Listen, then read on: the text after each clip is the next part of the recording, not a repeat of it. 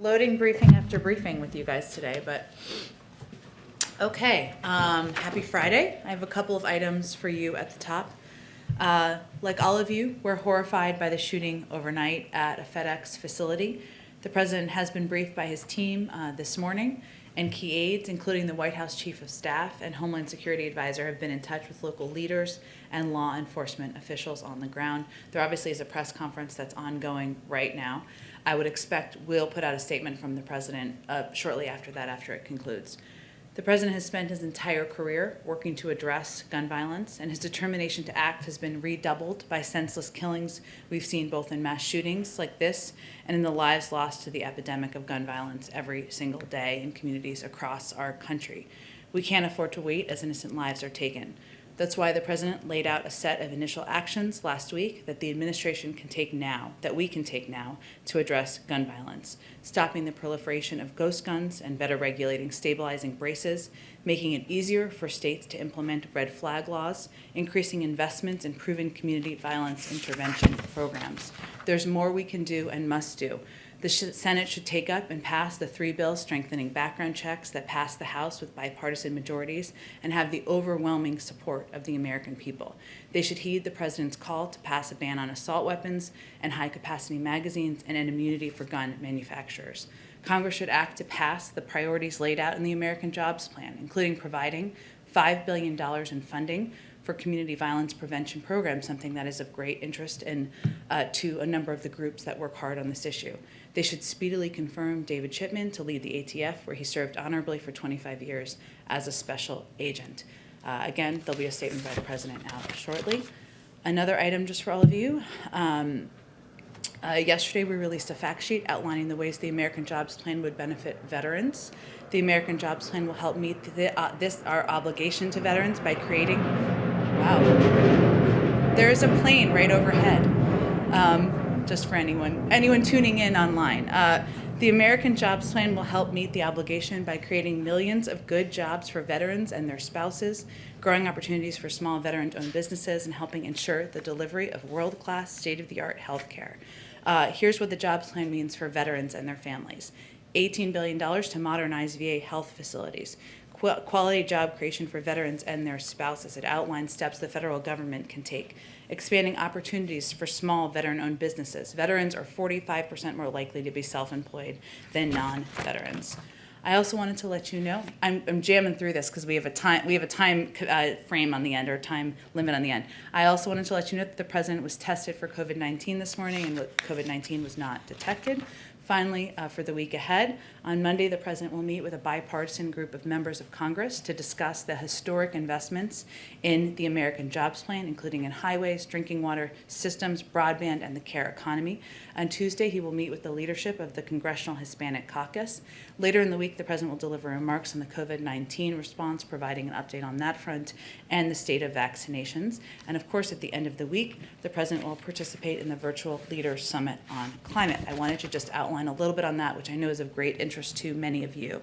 The president wanted to convene the summit early in his presidency to ensure close coordination with key players in the international community and at the highest levels of government. Obviously, the United States is one of the world's largest emitters, but so are a number of countries who will be represented by leaders next week.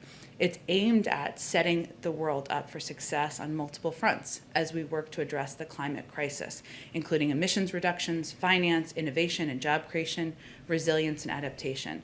The summit will convene the world's major economies and other key voices. As we've noted, 40 leaders have been invited to galvanize efforts to keep the vital goal of limiting global warming, and we know that objective is within reach. During the summit, leaders will also discuss mobilizing public and private sector financing to drive the net zero transition and to help vulnerable countries cope with climate impacts, the economic benefits of climate action with a strong emphasis on job creation, and the importance of ensuring all communities and workers benefit from the transition to a new clean energy economy will be central to the discussions, will be part of what the president will be focused on. The full summit will be live streamed for public viewing. More information related to the agenda, speakers, and media opportunities will be announced in the days ahead. And as many of you have been asking about, I'm certain we will have more news from our end on what we intend to do from the Biden and Harris administration to address climate moving ahead. Go ahead. Thank you. In addition to the awful situation in Indianapolis, yesterday in Chicago there was a video released of really, there isn't a proper word, but chilling video of the police shooting death of Adam Toledo.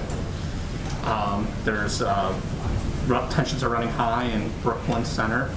The George Floyd trial is still going on. I was wondering, does the president regret, prioritizing infrastructure at this point when this racial equality and the adjacent issue of gun reform sort of fit in those 4 buckets that you guys talked about right from the beginning? Is there any regrets on the prioritization? Well, first, I would say the president believes that we leaders can do more than one thing at one time. And yes, we've proposed an American Jobs Plan, something that will put millions of people back to work, that will make historic investments in our economy, put us on a path to sustainability and competing with China over the long term. At the same time, as I just reiterated at the beginning, the president has used the power of his office to put in place, takes executive actions, pull his own levers to ensure that we are doing more to address gun violence. At the same time, he's also working with Congress to move forward on the George Floyd Act. He also believes that can put in place long overdue reforms that are necessary. But it also will require Congress moving forward. And sometimes that is a process. It can be unsatisfying. It can take longer than we all think it should. But in order to get enough members together to support police reforms, we feel that the George Floyd Act is the right step forward. So I would dispute the notion. I would say that in this building, the legislative team, senior members of the White House staff, we are working on multiple fronts at the same time, even as we have introduced a major piece of legislation. Point taken. And on the George Floyd Act, can you offer any details on how exactly, who's making the calls, what's being done from the White House end, from the president and vice president on down to lobby Congress and make it happen? Well, it's going to require Congress and leaders in Congress to move that forward. And the president is eager to sign the George Floyd Act into law, eager to sign a police reform bill into law, thinks those reforms are long overdue. There are conversations happening on Capitol Hill that I will allow them to brief you on. There are leaders who have been outspoken, whether it's Senator Cory Booker, Senator Tim Scott, others in the House who are engaged in discussions about what the path could look like moving forward. We certainly understand and know that the initial bill that was passed, there could be changes. That's democracy in action. That's how legislating happens. And again, the president's eager to sign that bill. We will continue to have senior officials engage with members of Congress on it. Okay, Mike Memoli, I've not seen you in the briefing room yet, so welcome to the briefing room in the Biden-Harris administration. I am glad I found my way back. Yes. To follow up on the issue of guns, by some measures, this is at least the 3rd mass shooting of this president's young administration. He's described this as an epidemic, gun violence in this country. And we've seen, in terms of the response to COVID-19, what an all-of-government response from this administration looks like to a pandemic. Why not the same level of response to this ongoing issue of gun violence, the appointing of a senior czar, for instance, beyond just the efforts that are being made on legislation?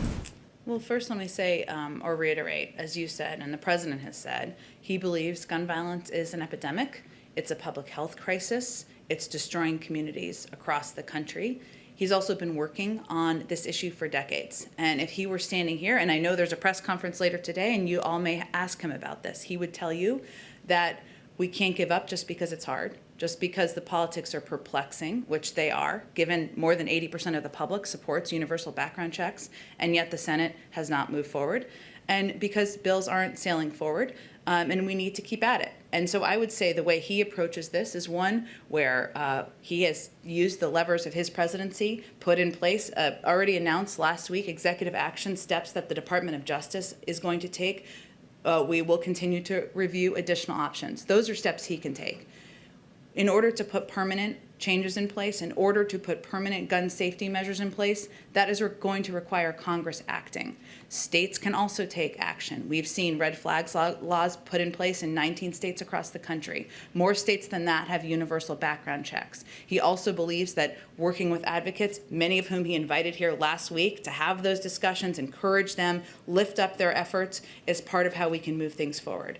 I will tell you that this is a priority to him. It's a priority to the Vice President. It's a priority to Susan Rice, who's leading the Domestic Policy Council, to Bruce Reed, who's a Deputy Chief of Staff, to Ron Klain, who's the Chief of Staff and is from Indianapolis. And this is a constant discussion and issue around this White House. So it's not going to require a czar. It is ultimately a priority to the President of the United States, which is the most important factor. On legislation, just a few weeks ago, I asked the president if he was going to be making phone calls to Republicans, in particular in the Senate, to try to advance the background check legislation there. He said he would be willing to. I know the jobs bill has been the priority. Is there more you can say about the kind of outreach he's been doing on background checks specifically? Well, I don't have any calls to read out specifically, but I can tell you that in his conversations, and he has been talking with Republicans about a range of issues, but there are a lot of topics that certainly come up. And, he believes that, you mentioned the third mass shooting. It's actually the third mass shooting in Indianapolis this year, just to give you all a sense. Today's also the 14th anniversary of the Virginia Tech shooting, when 33 people lost their lives. So in the president's view, this is an issue that is not partisan. It should not be political, despite the efforts of the NRA over time. This is an issue that Democrats, Republicans, independents across the country believe universal background checks should happen, and that certainly is the message that he will continue to send publicly and privately in conversations. On Russia, I wanted to follow up on the announcement yesterday of at least the intention to hold a summit with President Putin.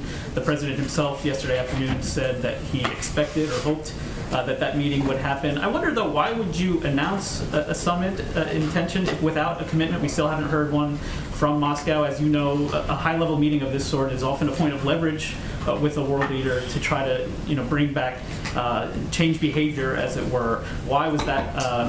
Why are there no conditions on this meeting if there has been one? Well, it was raised in the call, and so it was in the readout of the call that the president had made this offer to have a discussion and a meeting with President Putin.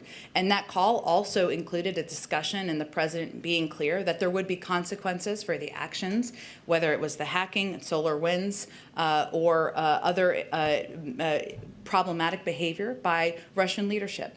And the president offered that as to send the message that we will have disagreement. We're not going to hold back on that. But our objective is to have a predictable and stable relationship. We can disagree in areas where we will continue to. We're not naive about that. But we also believe that there's an opportunity to work together in some areas. So we are certainly hopeful that we will be able to put together the details on that meeting, but it wasn't pre-cooked or preset before the president's discussion with President Putin, and it was just providing transparent information to all of you about his offer to President Putin. What if he says no, though? Wouldn't that indicate some weakness on the part of the American administration here?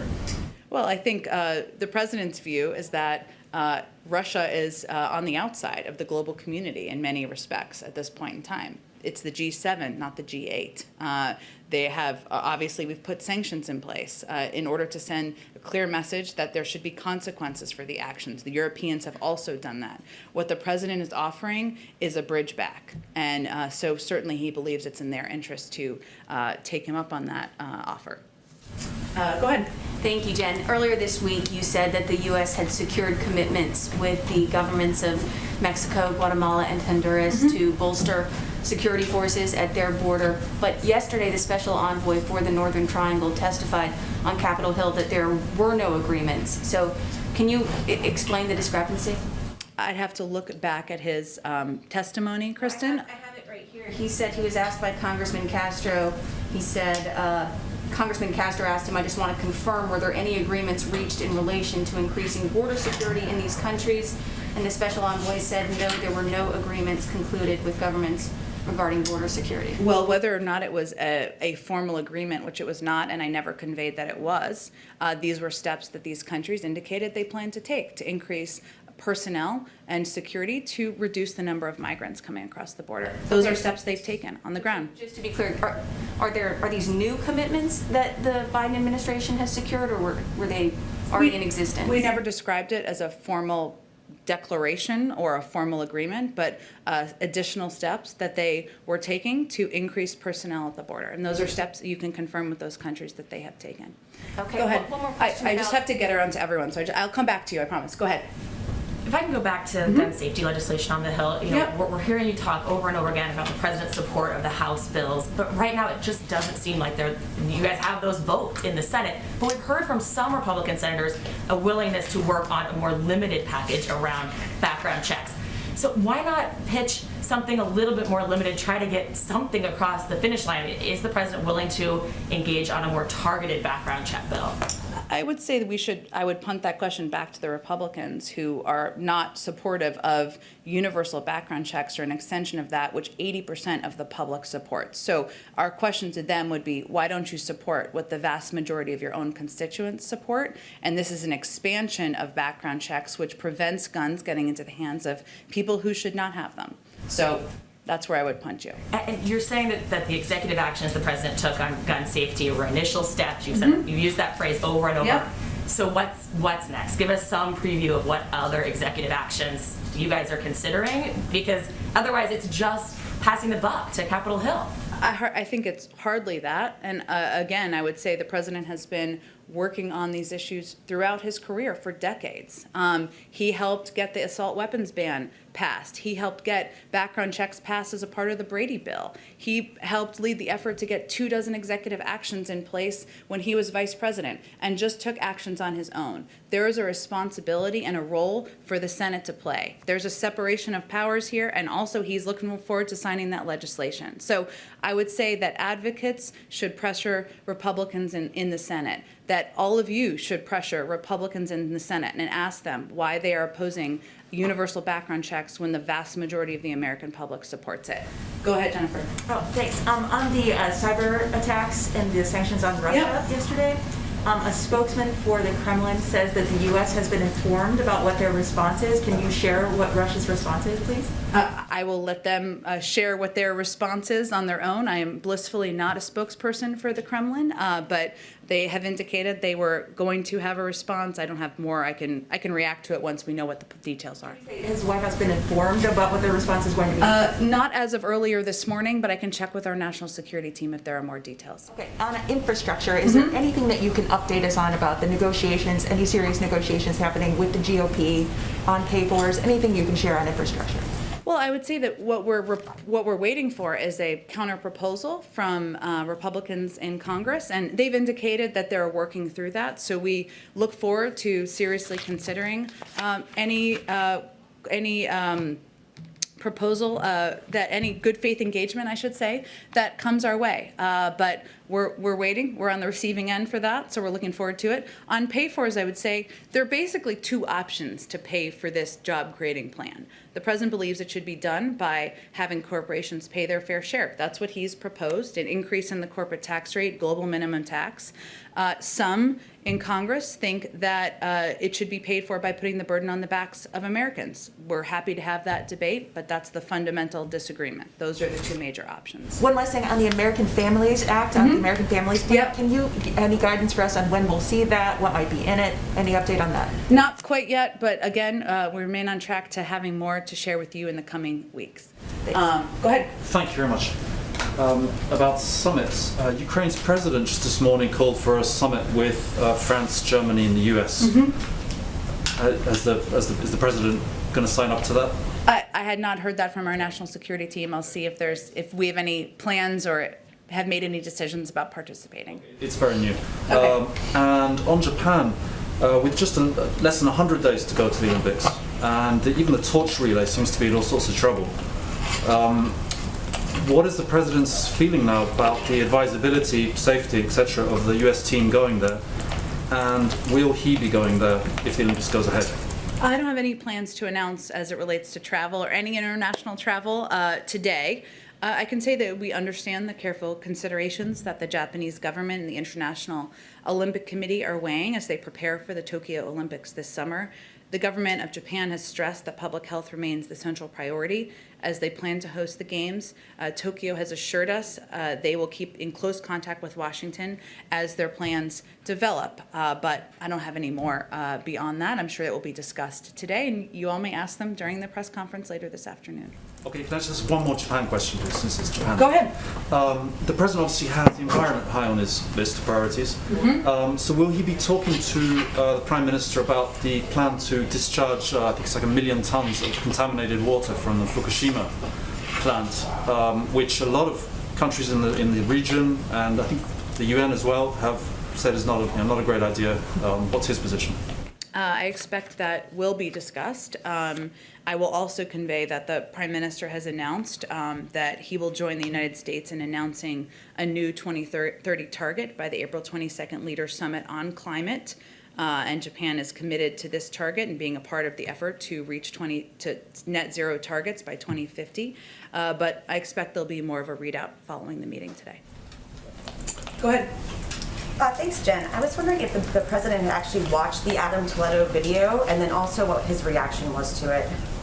I have not spoken with him this morning. I expect I'll see him later this morning. I will say for those of us who did watch that video, it is certainly chilling and a reminder that across the country there are far too many communities where there is violence that is impacting that too often in this country, law enforcement uses unnecessary force, too often resulting in the death of Black and brown Americans. The president, again, has repeatedly said that he believes we need police reform. That's what he says he's calling for Congress to send to his desk. There's an independent investigation, as you well know, and certainly we'll see that play itself through. And then also, have the Bidens been in touch with Prince Harry or any members of the royal family ahead of Saturday's funeral? And do they plan to send flowers or a wreath or any sort of gestures of goodwill? I'm not aware of any points of contact. I'm happy to check with our team and see if there's anything that will be sent ahead of time. Trevor, I'm sorry, I missed you. Go ahead. No, there's kind of a historic moment that's playing out in Cuba in terms of Castro stepping down from the Communist Party and a changing of the guard in terms of the Castro family moving on in new leadership. Do you have any reaction to that, and why haven't we seen anything from the president as far as sanctions are concerned? Well, broadly speaking, our policy as it relates to Cuba is going to be governed by two principles. Support for democracy and human rights will be at the core of our efforts through empowering the Cuban people to determine their own future. And second, our belief that Americans, especially Cuban Americans, are the best ambassadors for freedom and prosperity. A Cuba policy shift or additional steps is currently not among the president's top foreign policy priorities, but it is an issue, of course, we will remain engaged in and focused on, and I can see if there's more of a reaction to the change in leadership, absolutely. And then just on the Japan visit today, any update on any assistance that can be given to Japan? They're very early in terms of their vaccination effort. Is that something that's going to be discussed? Do you have anything to offer them on that? And then is there an update on North Korea as well? There's some indication that they have additional reprocessing capabilities that will allow them to produce more fissile material for nuclear weapons. Sure. Well, first, we do expect that President Biden and the Prime Minister will discuss COVID and efforts to address and get the pandemic under control. They've also discussed as a part of the Quad, of course, there's been a discussion about increasing cooperation and support through COVAX, but we expect they will discuss that and that will be a part of the readout following the meeting. As it relates to North Korea, as you know, there has been an ongoing review, which we're nearing the end of that review. Japan has been consulted all along, but the two leaders meeting in person is obviously an opportunity to discuss that in person, which will certainly be a part of the discussion. We understand, what I would underscore Japan's interest in this issue, not only the nuclear program, but obviously stability in the region. So they will discuss that, and we expect it will be part of the readout as well. Go ahead in the back. Thanks, Jim. Today's meeting with the Japanese Prime Minister is, of course, the President's first face-to-face meeting with a foreign leader. given that we are still in the middle of a pandemic, can you talk about why you decided that it's now safe to hold these kinds of meetings and what kind of safety protocols will be in place? Well, I can assure you that we make these decisions very carefully and thoughtfully, and that we ensure that there is adequate testing, social distancing, processes that are put in place to ensure that all participants are kept safe and that we're taking into account the pandemic. There won't be a meal, as an example, which would be standard and traditional for a visit like this. And of course, they will be spread out at the press conference and also even in their meetings, an expanded bilateral meeting. And also, it of course impacts the limited number of reporters that we will have there for the press conference. So there are a number of steps we take. It doesn't look exactly like the bilateral in-person meetings that many of you have attended in the past. And we look forward to returning to normal on many fronts, but certainly this one as well. And one more thing. I know that you said President Moon of South Korea will be coming to Washington in I think you said late May. Yeah. What other visits can we expect by foreign leaders? And I know you've been asked this before, but Yeah. again, when can we expect the president to start traveling abroad? I'm ready too. I would say that it should send a strong message about the first two visits that the president will have in person. The leaders of Japan and South Korea send a message about how vital and important the relationships in that region, the stability in the region, security in the region, economic partnerships in the region are to this White House. I don't have additional foreign leader visits to predict quite yet. Of course, there will certainly be more. And in terms of the president's foreign travel, I just don't have anything yet. Hopefully, we'll have something more soon, understand the interest. Go ahead.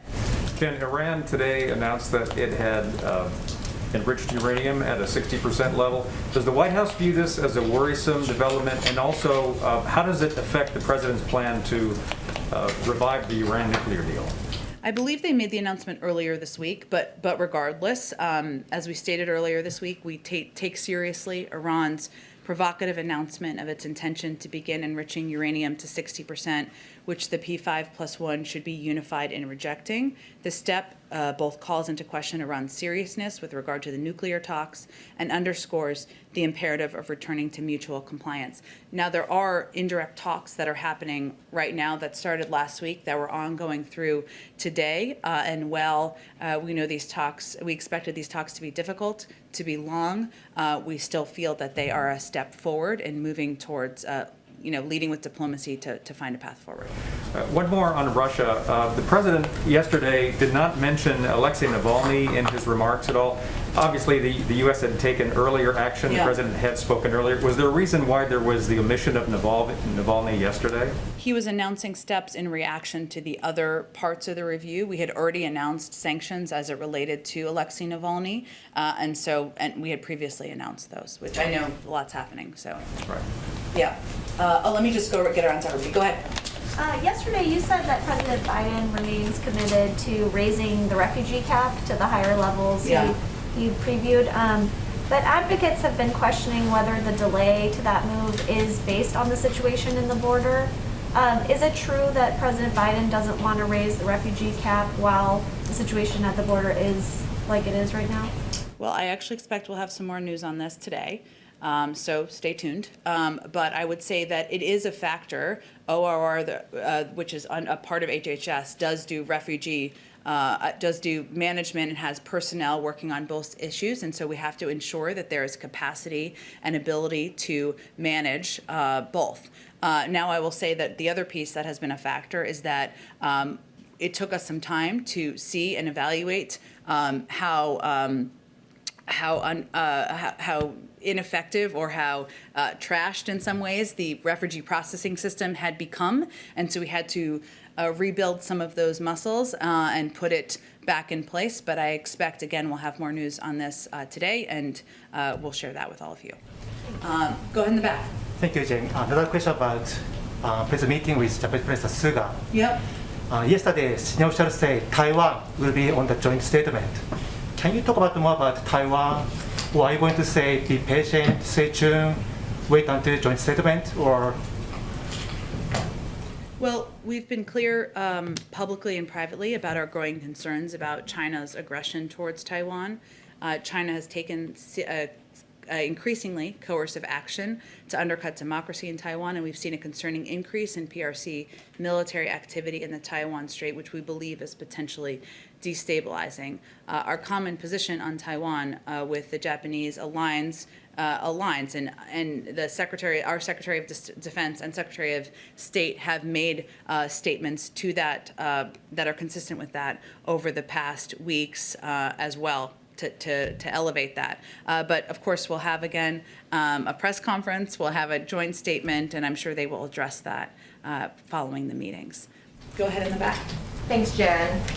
The U.S. ambassador to the UN, Linda Thomas Greenfield, talking to a group on Wednesday, essentially said that white supremacy is woven into our founding documents and principles.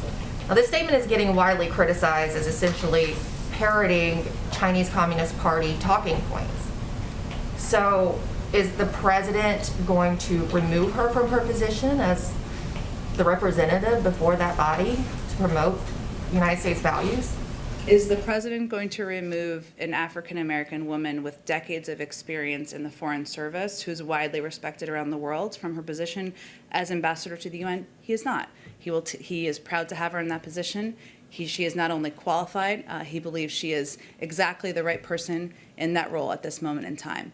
I have not seen her comments. I will say that there's no question that there has been a history of institutional racism in this country, and that doesn't require the UN ambassador to confirm that. So that's essentially the same lecture, though, that the Chinese delegation gave Secretary Blinken in Alaska last month. So does the president think our founding documents are racist?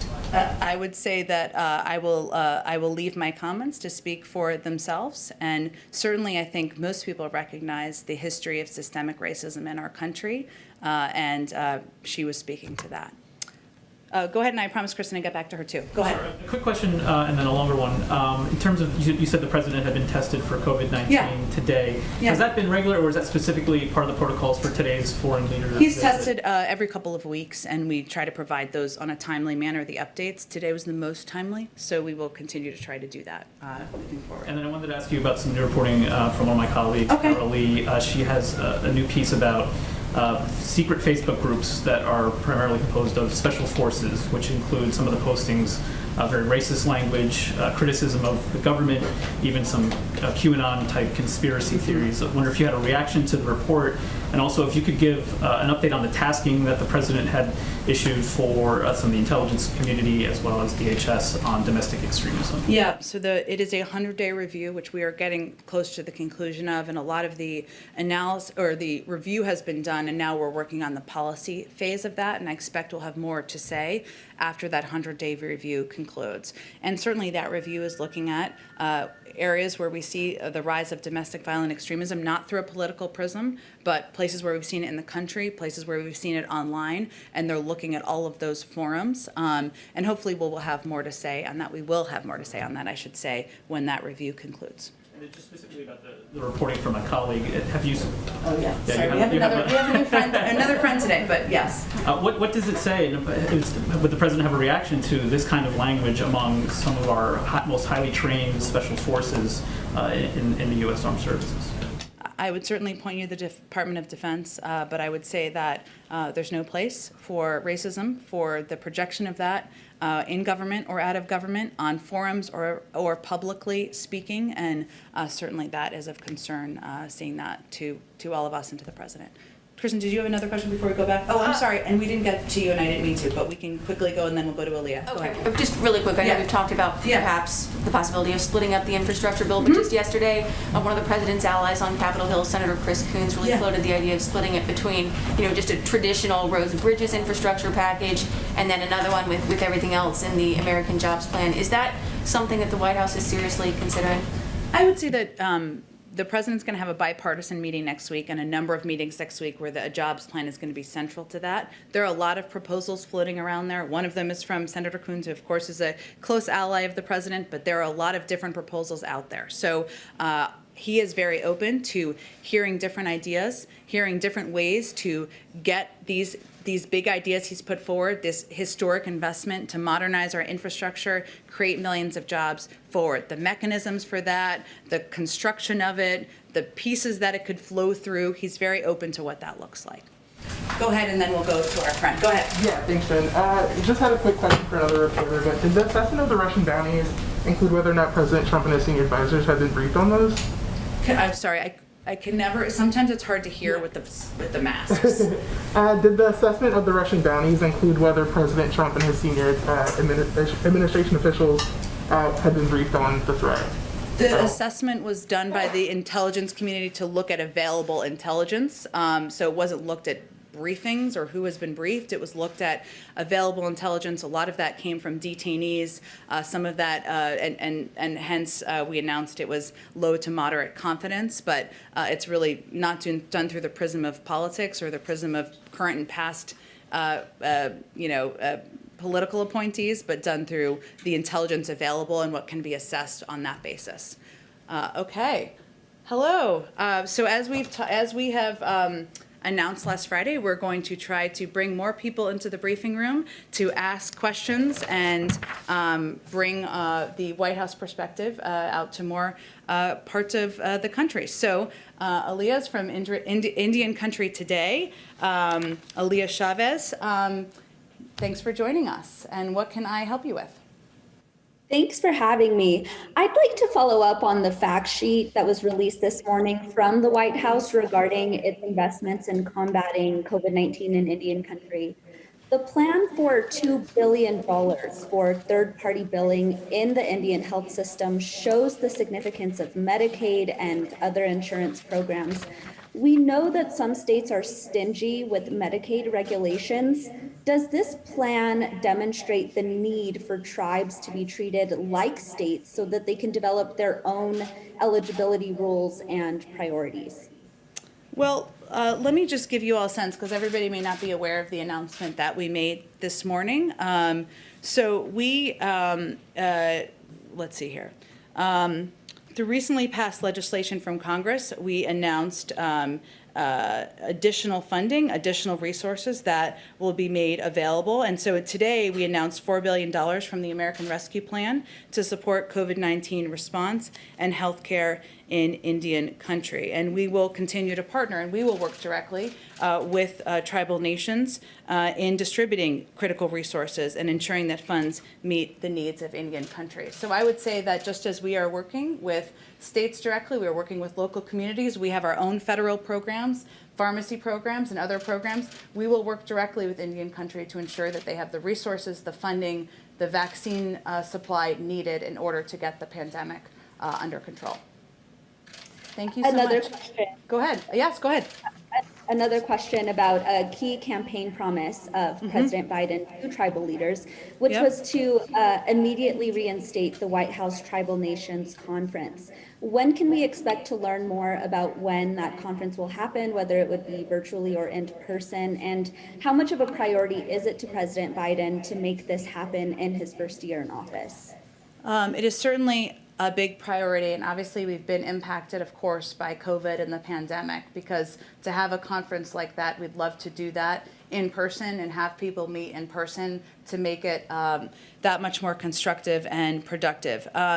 It is, so we hope to aim for late 2021, and we will keep working toward that. I will say that, as you know, Secretary Haaland traveled last week to Utah, and our second gentleman has also traveled twice to Indian Country, and we just announced that Secretary Haaland and Domestic Policy Advisor Susan Rice will convene the first White House Council on Native American Affairs meeting at the White House as well. And this is an interagency principals level committee, so that shows you how important this issue is. But we look forward to having that conference, that meeting, hopefully soon. Thank you again. It was lovely to meet you. Thanks for joining us. Okay, well, I'm sorry I have to wrap up because I have a hard out, but we have a press conference today, so you can hear from the president. Thank you everyone so much. Have a wonderful Friday and weekend.